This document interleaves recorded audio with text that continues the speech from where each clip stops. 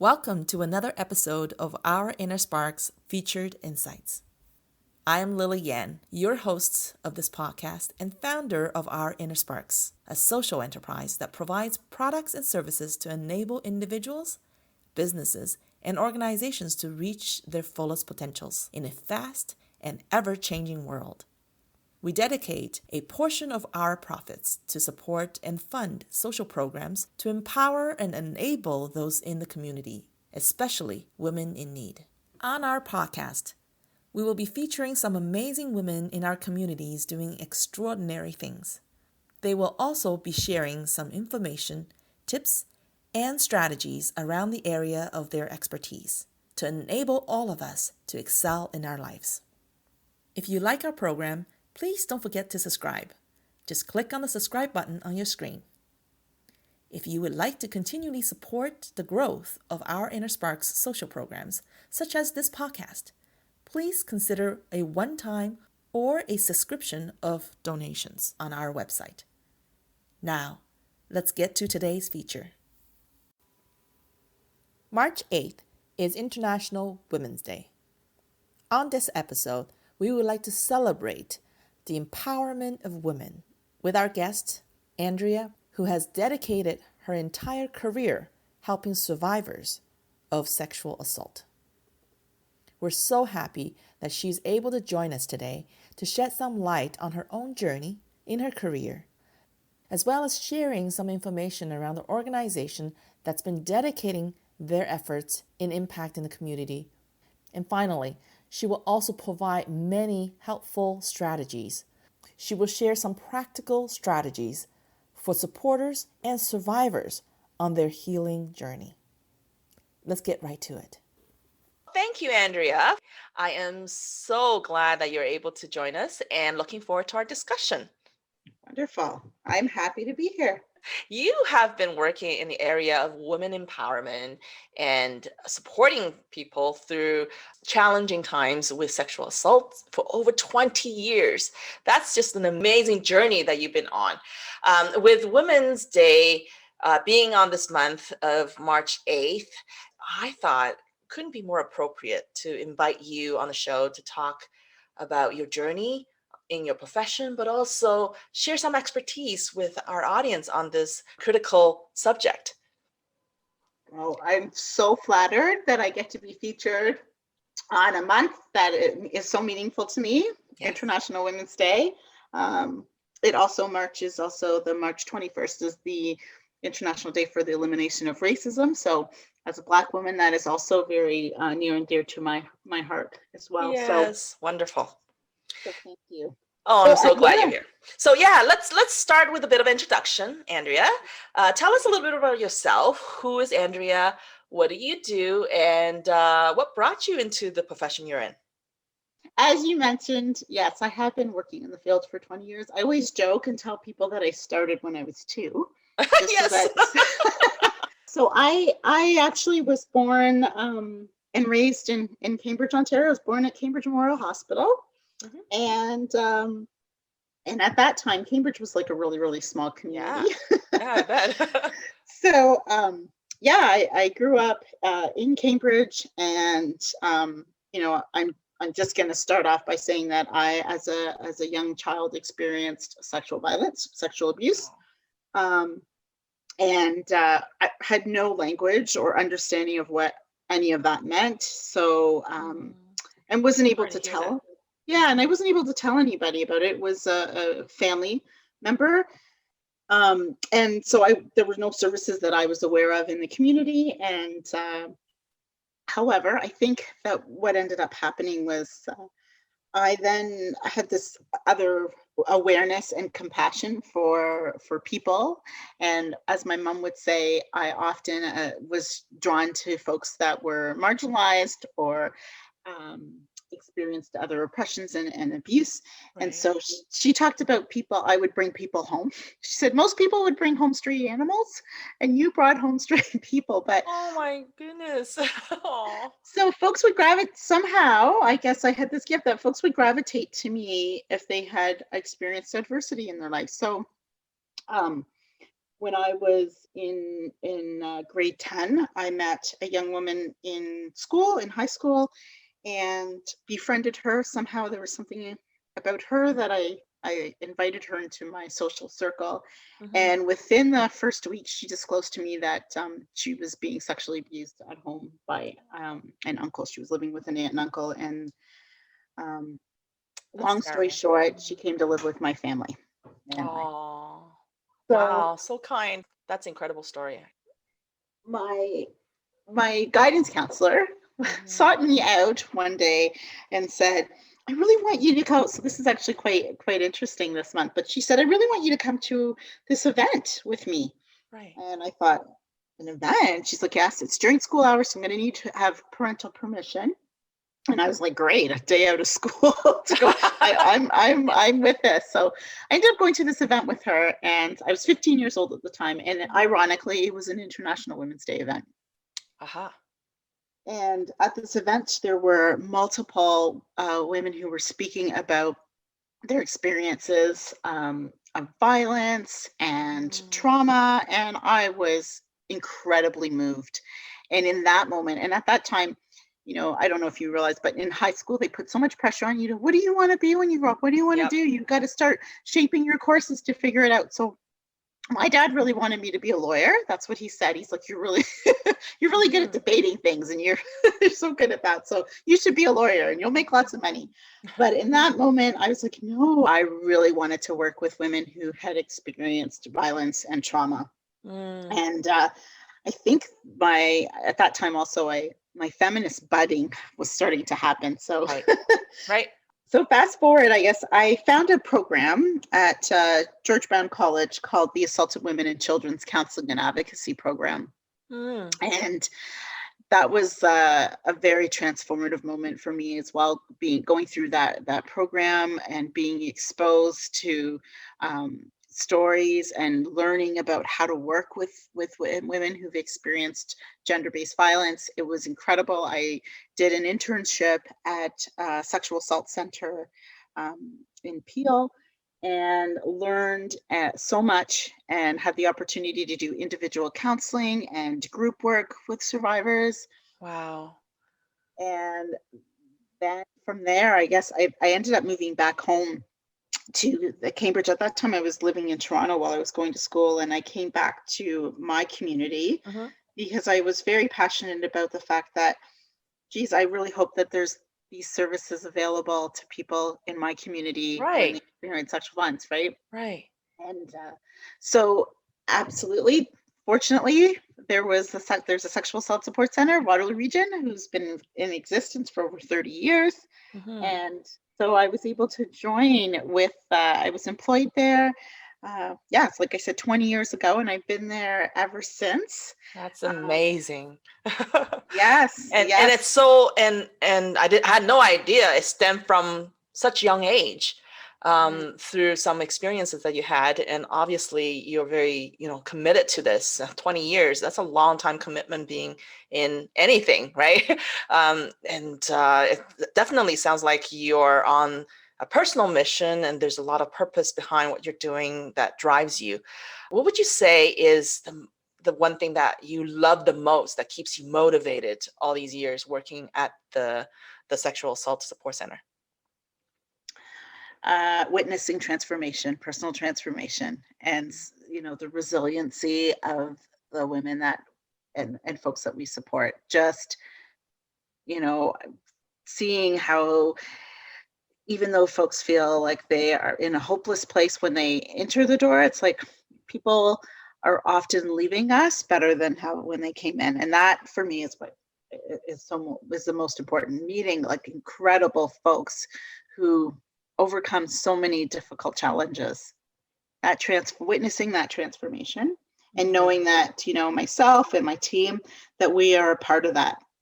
I absolutely. definitely, I'm always celebrating the resiliency of those folks.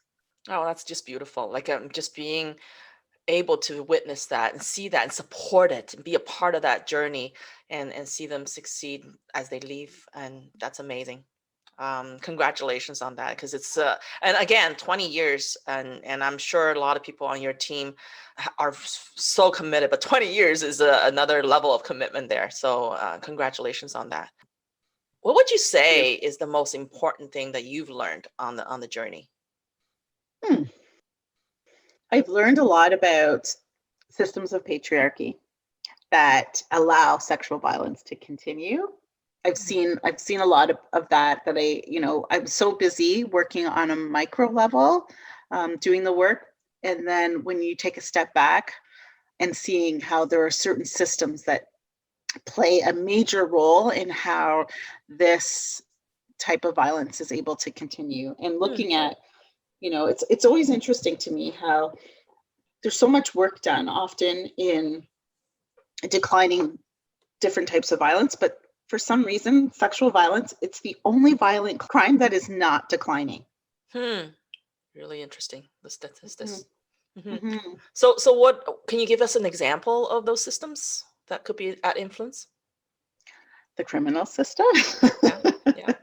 There's a lack of accountability. And I think, a lot of people, television shows sometimes the depiction around how sexual violence is reported, tried, and the end result, it's not a true depiction of what really happens in actuality. So, right.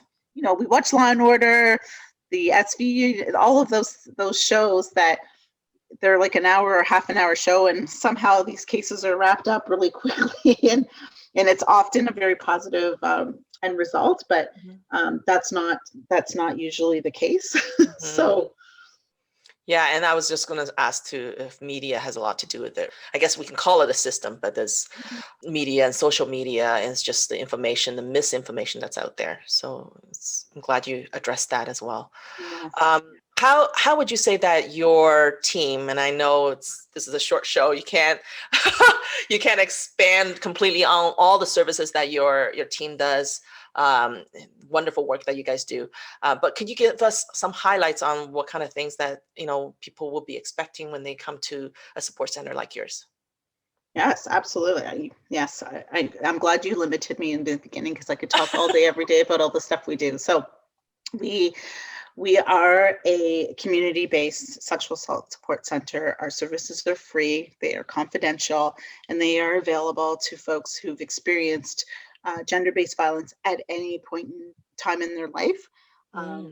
With the exception of our anti-human trafficking program, we provide services to folks who are 16 and over. And also some of our education programs are with younger folks when we're doing education in the school system. But we provide individual long-term counseling support to adult survivors of sexual violence, and our counselors are also advocates. So we are able to provide accompaniments as well, to court, to the police station, to medical appointments. I've personally gone and held folks' hands at dentist offices when they have anxiety about being there, rectal exams, pap smears, been through court cases. And even if I've had someone meet with me to report, what a lot of folks don't realize is that if someone reports an assault, it could be like 2 years before the case is heard in a courtroom. So wow, we're walking along survivors for the whole journey. It could be a long journey. And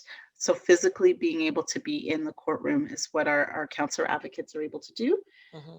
We have presence for counseling on our University of Waterloo and Wilfrid Laurier campus. right. So both of those universities, we have an office there, and we're able to support the student population there, because I'm sure people are aware that campus assaults, there was a statistic that came out when they were looking at the incidences around students' assaults on campus, and it was like 460,000 students have been assaulted on campus in Canada. So and in our region, Waterloo region, we've got 2 universities and a college. So we do have a lot of students that are accessing that support.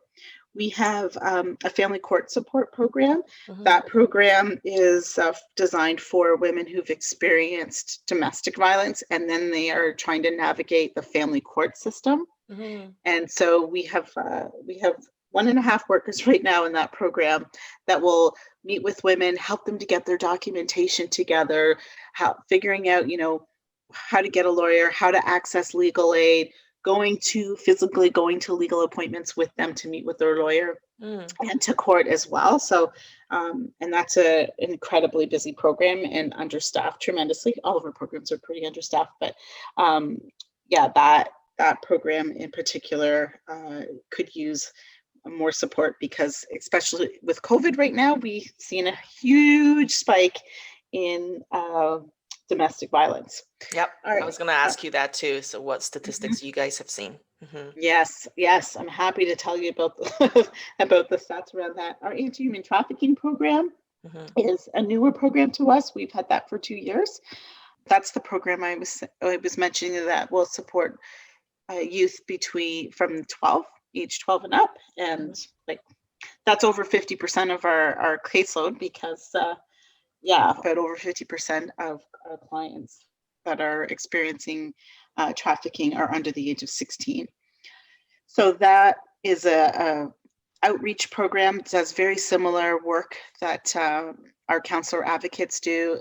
They also are providing a lot of practical support. They go out a lot in the community and meet, youth wherever they can, and often are helping them navigate some pretty tricky, high risk situations. We have on groups, a groups and workshop program that's running currently online due to COVID.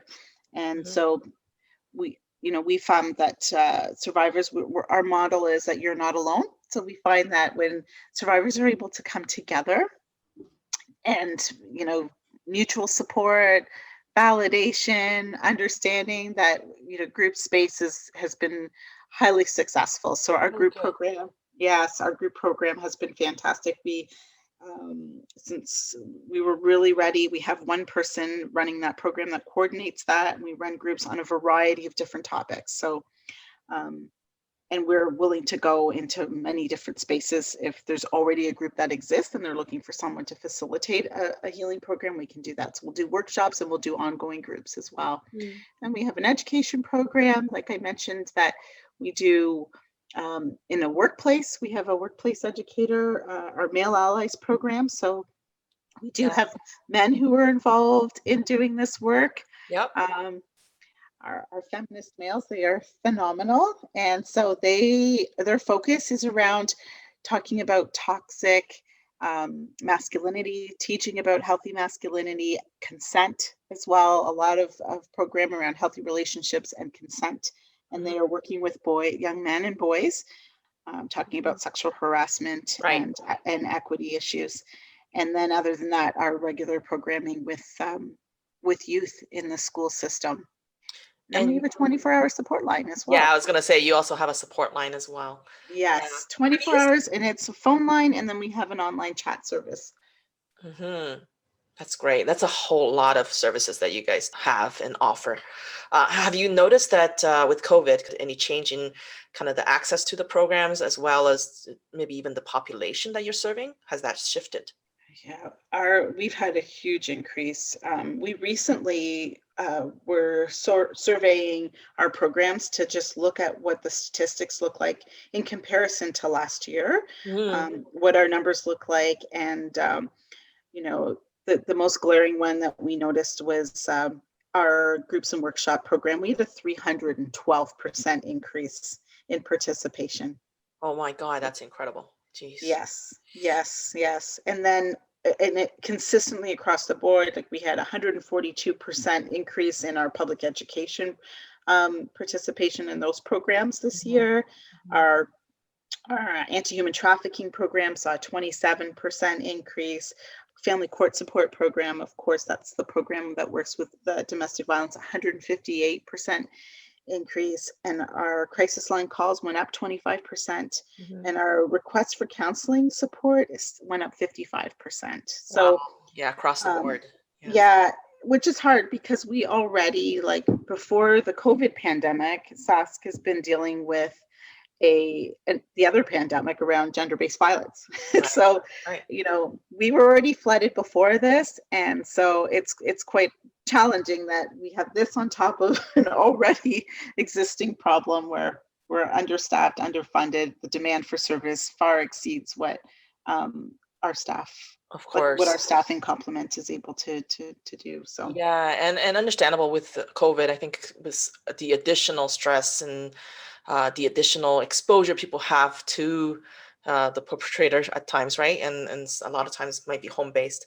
That we are faced with a lot more potential, like you said, people are actually suffering even more. So we're exposed to that a lot more. And I'm so glad that there are organizations like yours that are continually supporting our community.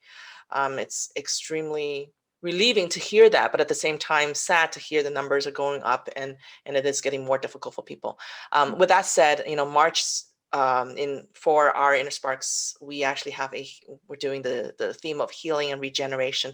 I think coupled with what we're just talking about here, I'd like to really dive into a specific topic, and in terms of sharing some strategies for people to support someone in their lives that could have experienced sexual assault, as well as someone in the individual themselves who have been impacted, and to really start thinking about their healing process. I'm wondering if you can share some of those strategies and approach with us.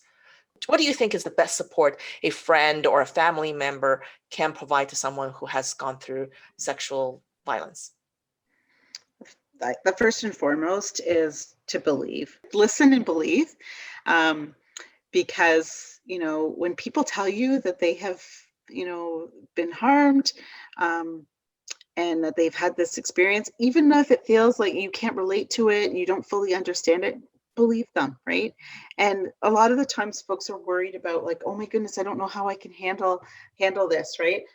Feel free to ask them, what can I do to support you? If you don't know, then rather than trying to figure out ways to fix it, sometimes people jump into quick fix it mode. And, this is a crime about power and control. And, we want to trust the resiliency and the strengths that are already within the person who's been victimized, right? So believing there's, a lot of the times people, 1 in 5 victims of sexual violence feel blamed for their victimization. Oh, goodness. Yeah, okay. So that's why it's so important telling. to listen, believe them. And if you're not sure what to do, you want to ask for support. Feel free to seek out, sometimes you're not the person that's able to support them, then seek out the supports in the community that you can direct them to, right? And always make sure that your approach is always client-centered, that again, you're offering, you're not, directing, that it's really making sure that they feel like they have some control over the decisions that they're making. Right. Right. That's a good point. That, you offering by asking what you can do, and you offer and the support and not really directing, really speaks to that control as well. Giving that individual the ability for them to choose how to start their healing process. So, and believe, I think, when you first said believe, I'm like, oh yes, totally. Like, and it would be sad for them to go through that experience and feel like they have to justify themselves to be absolutely hurt. yes. Yeah, you want to be really, really open to what is being said and not challenging them. Don't probe for details. You don't need details. You don't need the details, like, of exactly what happened, because then people feel like, oh great, if I don't give the details, then it's not enough for you to disbelieve when I say that I was harmed. Yeah. That should be enough. And I wonder if they would also relive that as well, right? Like, it's a little bit of, when you're recapping, you might end up reliving that experience, which might not be very you can cause a lot more. You're right. You can cause a lot more harm. So sometimes the things, like, they're listening intently on what your response is. Sometimes what folks don't realize is that before someone discloses to you, they already have a narrative in their head that they're going to be judged, shamed, blamed, misbelieved. So they're already looking for that. So you want to make sure that your response is, just simply to say, oh my goodness, I'm really sorry that that happened to you. Mm-hmm. Thank you for sharing that with me. That must have been really difficult. Mm-hmm. You know, how are you? Is there anything that I can do to support you right now? Mm. Anything you need from me? Right. Right? More of it is around asking questions, but considering, like, you want to be really, really careful, because you could cause further harm and have them shut down, and then they won't reach out for Yeah. further support. Right? Yeah, and like you said, if you're feeling like you can't do it, seek out for help, and then help provide that information to the person, and potentially that Yeah. could be a door opening for them. And I Um, know it's hard for people to have that disclosure happen. I forgot to mention that we also provide short-term counseling to supporters of survivors. So we have what we call an oh, SOS program. Yeah. yeah. Okay. So if you are someone who is looking for support as you support someone who has been assaulted, we do have private, like, counseling that's free as well, Mm, with our counselors to talk about that stuff, right? So that's amazing. we want as many allies as possible. So Absolutely. Yes. Yes. Can you then maybe help from a different direction, or looking at the person who's been impacted, maybe give them a few strategies on how to start at least encouraging their own healing? for the For survivors themselves, survivors. Yeah. because yeah. So finding someone that you trust that you can speak to is a really good starting place. Or even, like, finding resources online. Sometimes people are not comfortable reaching out away, so that's why we're really careful about, like, our website and our social media, what we're putting in, really encouraging messages, because people will sometimes, like, check out some of those organizations to see what they're about, what their Right. posts are, and then they may call it. You can call our support line, and if it's easier to talk to someone, or you go online Right. and use our online chat service. It's a confidential, anonymous service. Mhm. So it's a way to tease out just some of those things. There are self-help books that are available out there as well. We have a resource list if people are ever interested and they don't want individual counseling. They can call our office and we can point them in the direction around, some resources that they might want to look at. Right. Um, Okay. some of our workshops as well, that sometimes people are not ready for individual counseling specifically, but they might check out a workshop. So when I talk about some of our workshops, we might have one that's around um, self-esteem, healthy eating, learning grounding and coping techniques. So we put out things like that. So it's not specifically a group to say, let's sit in a group with everyone and tell us about your sexual violence trauma. Right. That's not we do have some of those as an ongoing group that we work and build up to that. But for sure, we're looking at, we take a holistic approach, a wraparound approach. So we're looking at, eating habits, making safety and stabilization, looking at, and that's part of what our advocates will do is, before we start getting into some of the in-depth therapy, we want to make sure that people are housed. So we'll support them to access appropriate housing, you Mm. know, things like that. So getting, make sure that they're feeling safe and they're stabilized and not taking on. We've actually even done advocacy, written letters around advocacy support for people to get short leaves off of work while they're focusing on their counseling and healing. Same thing with school, being able to take a break, drop a course without being penalized if they've been assaulted, so that they can carve out time to do some of that work. That's so critical. Yeah. Mhm. Wow. That's amazing work that you guys are doing. Sexual Assault Support Center in Waterloo region. I just very thankful and appreciate the dedication and amazing work that you're doing. And you and your team are doing. Yes, yes.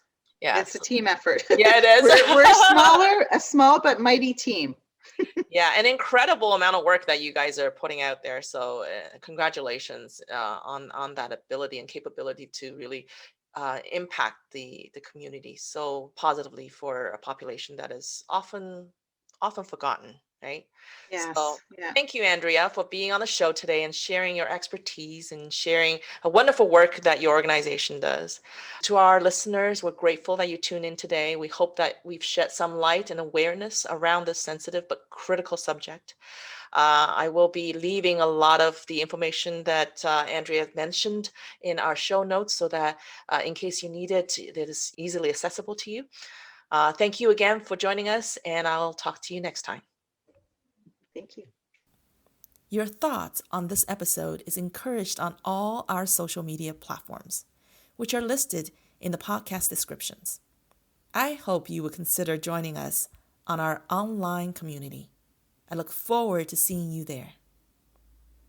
If you like our programs, please don't forget to subscribe to our YouTube channel and click on that bell to get notifications of any new programs. If you would like to continually support the growth of our social programs, please consider a one-time or a subscription of donations. To donate, visit ourinnersparks.com/products/donations. Please feel free to email us at ourinnersparks@gmail.com. Should you or someone in your life have been actively contributing in the community and have some expertise that could be shared on our podcast, please feel free to email me with a nomination for future features. Again, the email is ourinnersparks@gmail.com. Thank you again for listening to this episode of Our Inner Sparks Featured Insights.